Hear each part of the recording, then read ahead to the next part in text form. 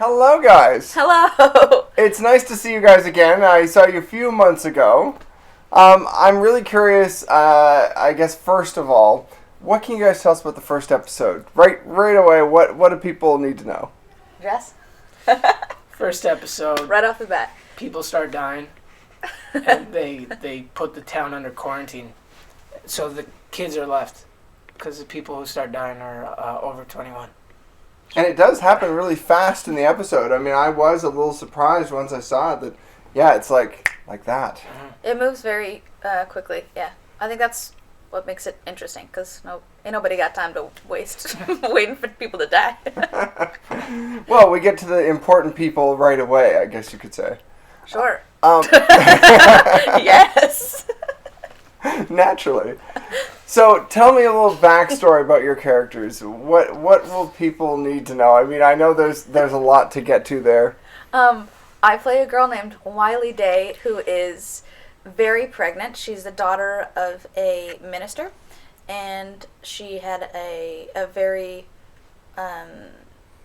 strict upbringing, and she's sort of not sure if she can relate to her family anymore. She's at this crossroads. Just her hormones are going crazy. First off, because she's a girl, and second off, because she's having a kid. And then her arc is sort of trying to find herself and accepting that being sensitive and being fragile doesn't mean that you're weak. Nice.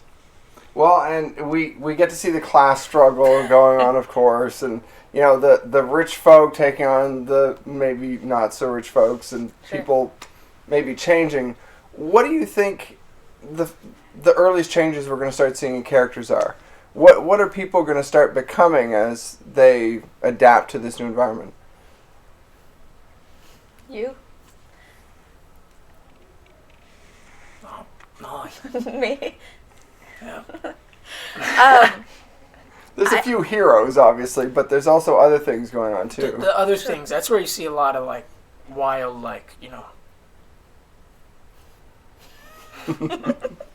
I think each of the characters, because there's an ensemble of maybe 9 or 10 of us, probably.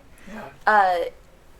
Each of us are dealing with a different internal conflict that's specific to the character and what's going on in their life, and that's sort of explored at the same time as the through line, which is that everybody's dying and that there's a disease outbreak. But I think the more interesting stuff comes from the relationships and the what's happening between these different groups and characters. Right. Did you guys have fun kind of playing these very different characters from what we see in a lot of TV shows? Because often we get kind of straight-laced characters that you can kind of pan out quickly. But these guys have quite a bit of flesh to them. I mean, there's a lot of bad elements as well. Did you guys have fun with playing the dark side and the light as well? Yeah.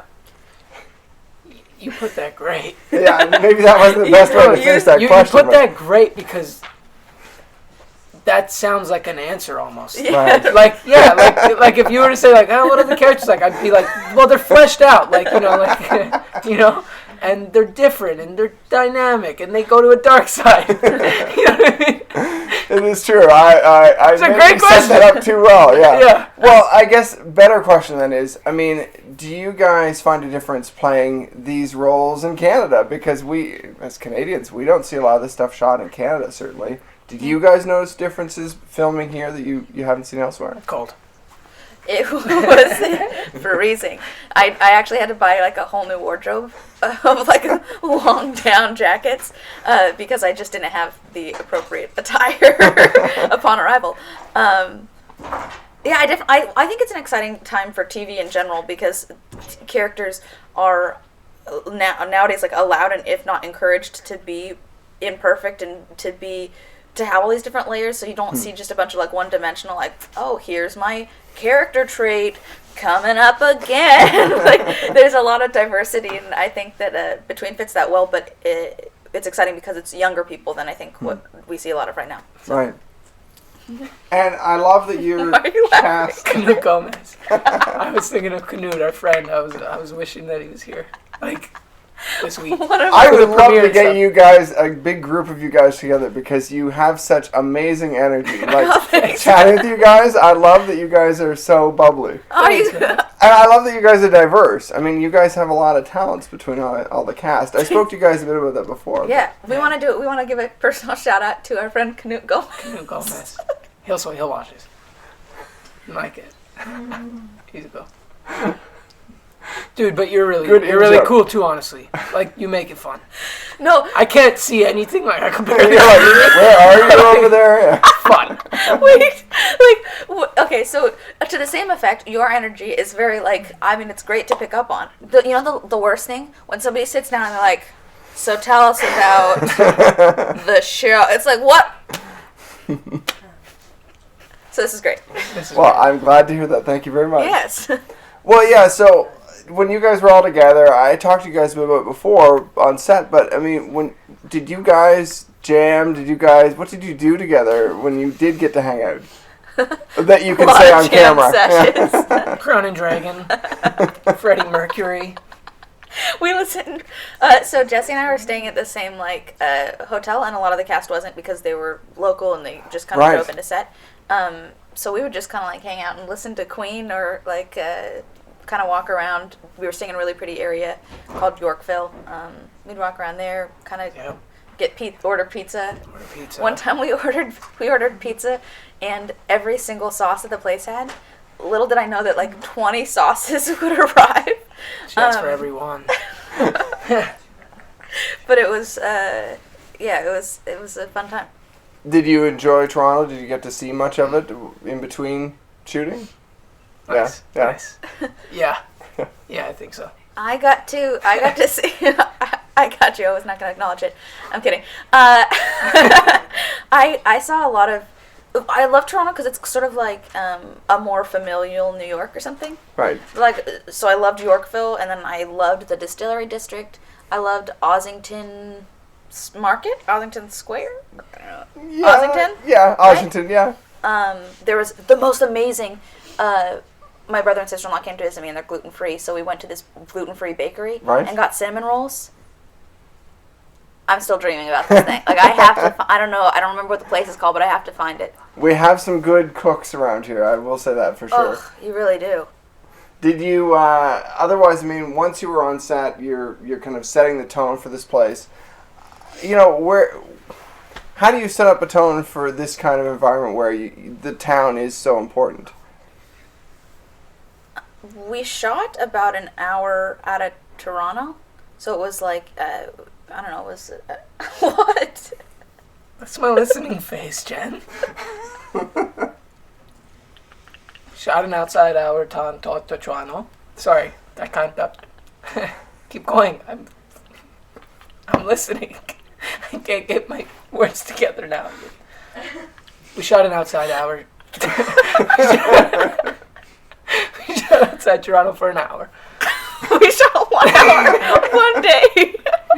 6 hours outside an hour of Toronto. outside Toronto. And we shot the 6 hours of TV in that 1 hour. Nice. So it's pretty grim outside. And it just set this dark mood. No, I think so. It was obviously really fun, and I'm so sorry. Watch. Well, they could see everything. They could see I'm not doing anything. Watch.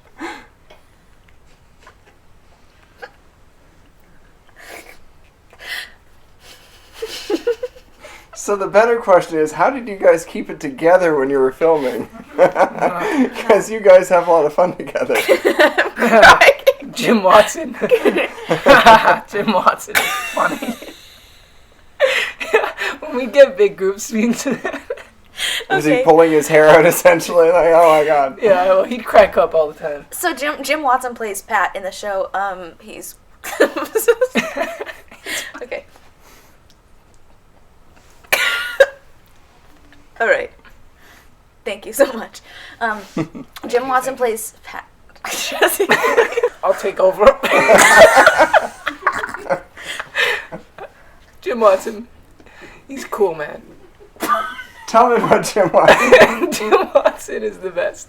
Dude, he's looks like Hugh Jackman, and he's hilarious, and he's really sweet. But between him and Justin, like, when we'd be together, it would start maybe there, and then we'd see him smiling. It's just the giggles of crap, But It does sound like a lot of fun. yeah, So Yeah, great group. tell me a bit about the actual locations, because you have there's a jail, there's quite a bit of the town that we do see pretty much right away. Mm-hmm. Did you guys, how much of the town did you actually get to see, that you can tell us about? Well, it was interesting because we block shot the entire show, so that's like where it's location specific. So if we're shooting in a hospital, we would just shoot all the scenes through the entire 6-episode season in that one location. So because of that, all of us had really busy days. Wow. Because typically, if there's a hospital, it'd be generally the same characters in that setting. We stayed at like some hotels kind of further out in town, and that was always fun when all of us could stay in the hotels together. But otherwise, I think there was less of sightseeing in each respective town than I would have liked, because they were cute and quaint. Would have been fun. That actually must be fairly difficult to film that much, at a go. Like to say, okay, we're going to shoot these 5 scenes from throughout the season in this one day. Is that, how do you guys wrap your heads around that kind of performance?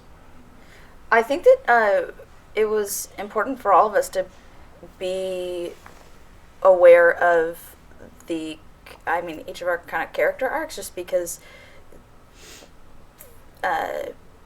it's easy to get thrown off if you're doing a scene from the 2nd episode and then from the 5th episode, and you kind of got to remember what your character's thinking, because it could be something very, very different between those two. Right. Oh my God. That was a hot answer. Do you approach it any differently? Do you have any tricks, or is it really just going out there and kind of remembering what's been happening? Yeah. I like having an arc. And so we got that on this show because there's only 6 episodes. I imagine if there were like 20 on a show, you can't really see the beginning and the end when you start. But with the 6 episodes, we kind of could, so that was nice. Just do a little draw like this, arc. Wait, why did all the characters tip off, though? I feel like some of them have, like, You're right. this. That's true. Like, I for one, wind up better. Yeah, actually, my arc would be this. Yeah, Adam does stay pretty, like, steadfast throughout each of the episodes. He's pretty much, this is my Adam impression. Wiley, we gotta move. We gotta go. The town's dying. Wiley. And then this is me. Everybody's dying. No. No. I've got a kid. Jason. I'm irresponsible. No. Wiley. Well, a last question is really, do you have aspirations of one thing you want to see should season 2 manifest itself next? A better craft service table. I'm kidding.